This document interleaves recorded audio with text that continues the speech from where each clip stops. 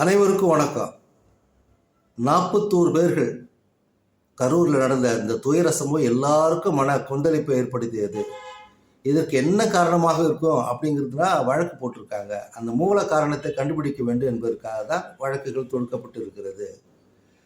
எது எப்படியோ ஆர்வ கோளாறின் காரணமாக விஜய் நடத்திய அந்த கூட்டத்தில் 41 உயிர்கள் 41 குடும்பம் நிலைகுலைந்து நிற்பதை நம்ம பார்க்குறோம். இதாவது யதார்த்தமான உண்மை. அந்த வகையில் இந்த வழக்கை சிபிஐக்கு மாற்றோம் அப்படின்னு சொல்லிட்டு ஒரு உத்தரவு போட்டிருக்காங்க நம்முடைய உச்சநீதிமன்ற நீதியரசர்கள்.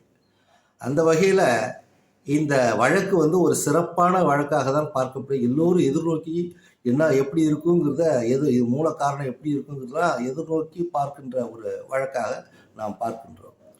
இது இடைக்கால உத்தரவு தான். வழக்கு போயிட்டு இருக்கோம். அது முதல்ல நம்ம புரிஞ்சுக்கிட்டு இருக்கணும். அதே போல் ஓய்வு பெற்ற நீதியரசர், உச்ச நீதிமன்ற ஓய்வு பெற்ற நீதியரசர் அஜய் ரஸ்தோரி அப்படிங்கிற நீதியரசரை இந்த எஸ்ஐடின்னு சொல்கின்ற சிறப்பு புலனாய்வு அதுக்கு குழுக்கு தலைவராக போட்டு இந்த குழு சிபிஐனுடைய நடவடிக்கைகளை கண்காணிக்குன்னு ஒரு உத்தரவு போட்டிருக்காங்க. இது ரொம்ப வரவேற்கக்கூடிய ஒரு உத்தரவு தான். இதில் கருத்து வேறுபாடுகள் நிறைய. சீமான் ஒன்று சொல்கிறார், இப்போ எடப்பாடி பழனிசாமி ஒன்று சொல்கிறாரு. அதை பற்றி நமக்கு கவலை இல்லை. கருத்து மாற்றங்கள் இருக்கத்தான் செய்யும். அது விட்டுடுங்க.